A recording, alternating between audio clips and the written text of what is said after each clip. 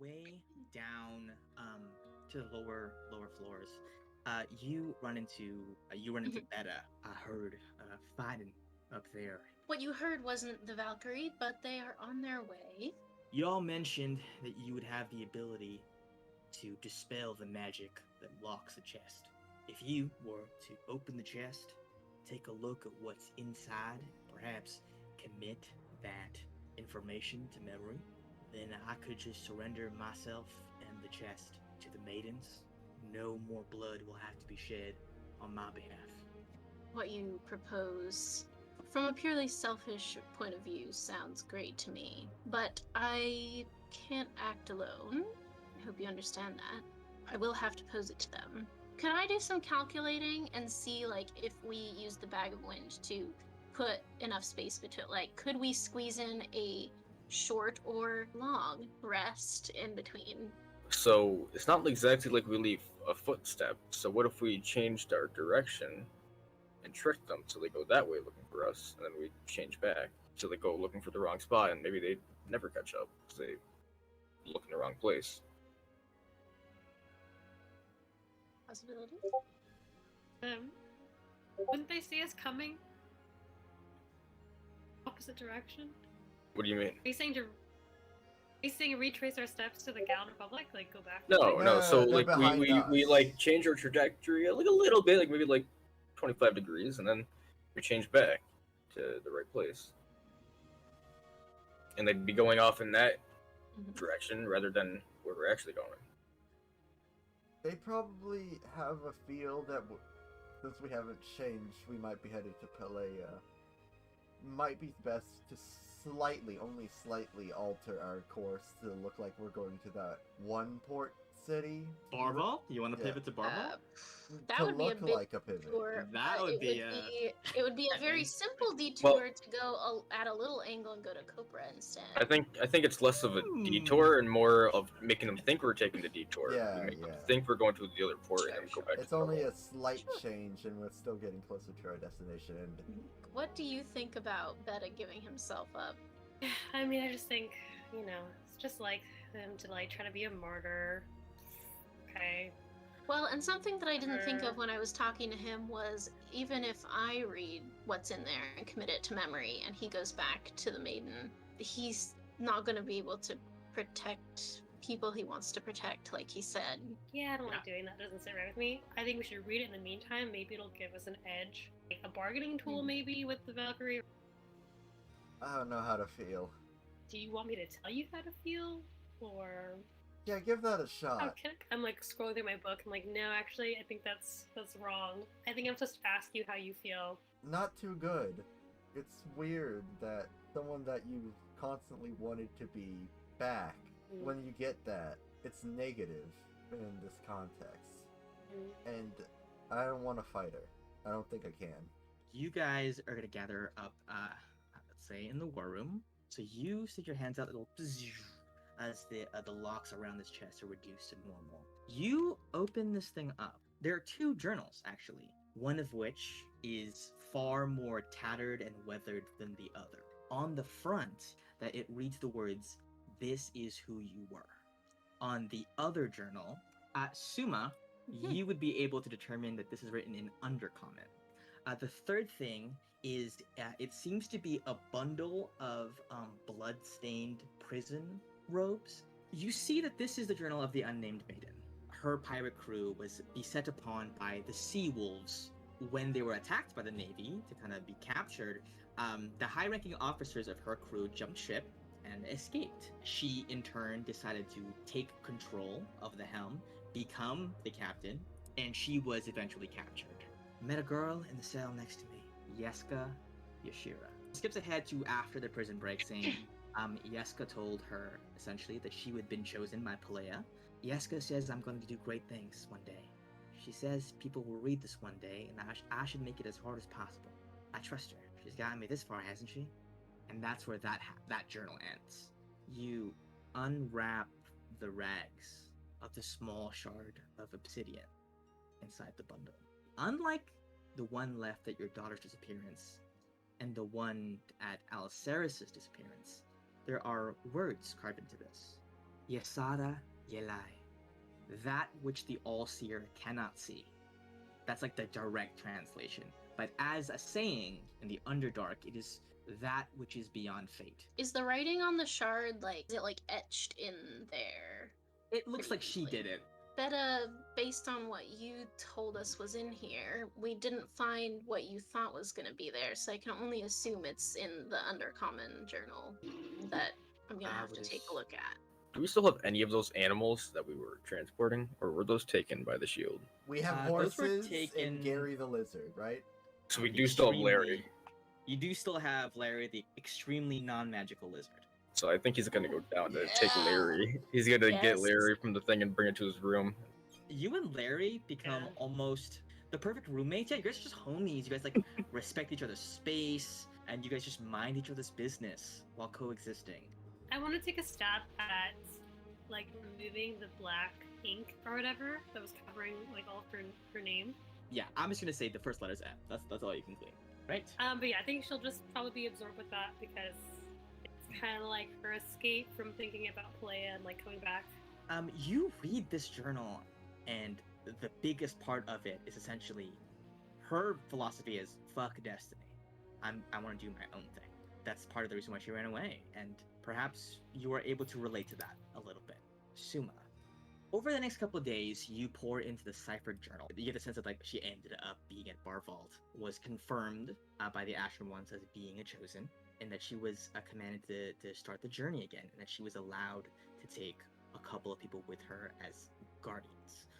You learn that it's very specific in that you are not allowed to take dwarven-made tunnels into Volca. There are natural tunnels that have been carved over time and have formed naturally, perhaps by Pelea's will itself, that you must take. And these caverns are extremely dangerous. Very specifically, it does chart a rough map that they took so that if you were able to pass this on, you could tell one of the chosen, like, hey, you can take this path, it'll maximize your chances of survival.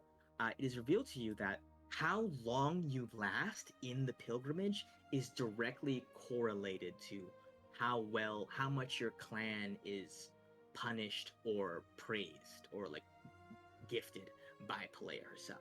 Betta goes, you probably take the liberty of like creating a map for him. Gallet would knock on the door of Andros. Hey, how you doing? It's late. Temporary advice. I was wondering if I could talk. Yeah, of course. Yeah. I'm working through some stuff right now. An old crewmate of mine was chasing us, a female minotaur named Rosh. I was hoping I could maybe get your perspective. Anger is a powerful thing. There was a time I let my anger get the best of me. I used to be a professor at Ravenhall in Castlemont. I had a lot of theories about the Feywild and how it interacted with our plane of existence. And there is this one rival professor from Inkwell, challenged all my theories, thought that they were bogus, and would constantly show up to my lecture halls, talk smack about them. One day I snapped, flew into a rage, I killed him. For that, they burned my work, and they sentenced me to death. Anger is a powerful thing, but letting it dictate your actions is never right. It almost always ends in the worst case scenario. And it sounds like this Rosh has nothing but anger in her heart, and following that is only going to lead to the worst for the both of you. If I were you, I would learn from my mistake and understand that sometimes the best thing to do is to not fight. I know it sounds dumb, but I would try an apology first, I guess. Can't you tell me your theories on the Feywild? Suma said he was from a place that you could only reach during sunset, I believe. I can actually use the Sunrise Isle as like, part of my arguments. There is an inherent magic present in that corner of Ela for whatever reason. Wherever magic truly comes from, its connection is strongest around there and around the Far Isles.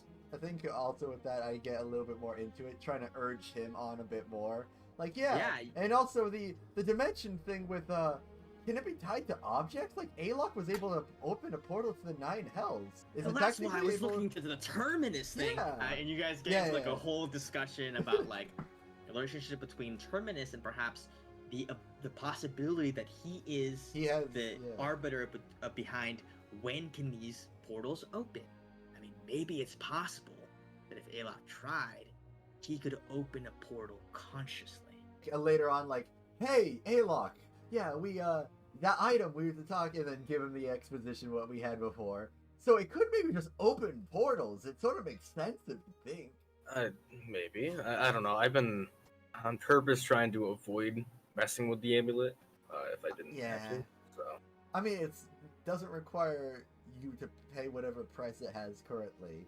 So maybe next time. Can you make like a small door maybe? Just a peephole? Like right now? Yeah, like just let's go to the top of the deck. I don't know how these things work. But well, you know what? Let's go up to the top of the deck. I don't know if I. Oh, okay. Come on. He's spent his whole life reading. He has a general idea of like the existence of the elemental planes, of like what they are. Are you trying to open a portal to the Feywild? I mean, Gallant really wants me to, so. Hey, it could be a peephole. It appears to respond to your desire to open a doorway, and you see two bolts of like energy pulse out of it, strike the air kind of equidistant to each other, and then fizzle away. You do see that it briefly turns in the green of your amulet, that energy, to briefly turning like the shade of magenta.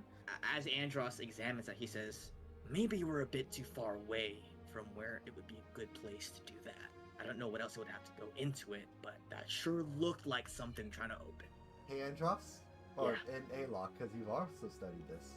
What planes are near Pelea?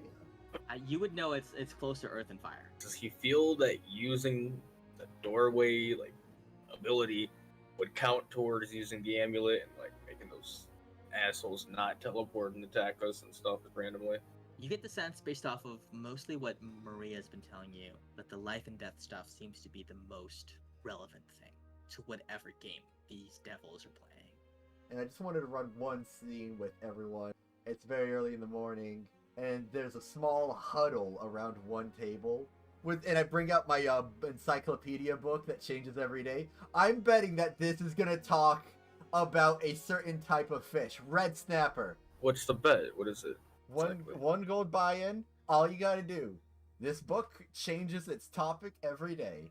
You guess what the topic is, you get the gold.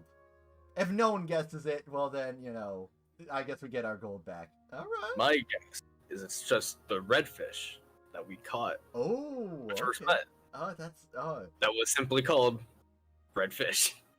Yes, the scientific name. Afraid of losing a gold? I try to... I don't bet either, but I mean, it's one.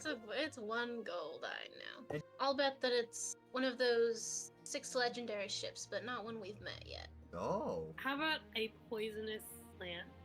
It's not going to be, the whole book is not going to be, well, here's every fact about the redfish. But it does, local sea life around Lucky, of which redfish is prominently featured. Is Red Snapper in there? Is Red Snapper in there? You read on, and as you pour through this text, you discover a secret that perhaps had been hiding in sight all along, or perhaps you were never meant to know. You see a paragraph under the redfish that says, "No, snappers." In academic sources, the redfish is referred to as the red snapper. No. However, this changes everything. So they refer to the same fish, but redfish was the first given name. And you catch the fluttering of wings, and you see a small sprite. Oh, hi, Captain. Feels? No, not Feels. Have we really not had the time to have a proper conversation? She extends a tiny, tiny hand. Oh my towards him. gosh. She says, my name is Lula. Lula? Oh. Yes, She's a very small, tiny little fairy. Which is perhaps why she's been so hard to notice so far. The last few days is uneventful. You see that the sky overcast is gray in a way that is unfamiliar to you, Gallet, and to you, A-Lock. But to you, Suma and Ruby, you would recognize this as an ashfall. You guys are able to make it sail safely into the shore, into this port town off the coast, right by Tora. Pelea is dark and mountainous and rugged. You hear Beta screaming at the top of his lungs. And you watch as Beta kneels on the ground and a symbol is burning itself onto his forehead. Finally, it ends in this ashen tattoo upon his forehead. And you hear a distended voice from somewhere say, Beta Brass Hand, you have been chosen. Welcome home. And that is where we're going to end our session.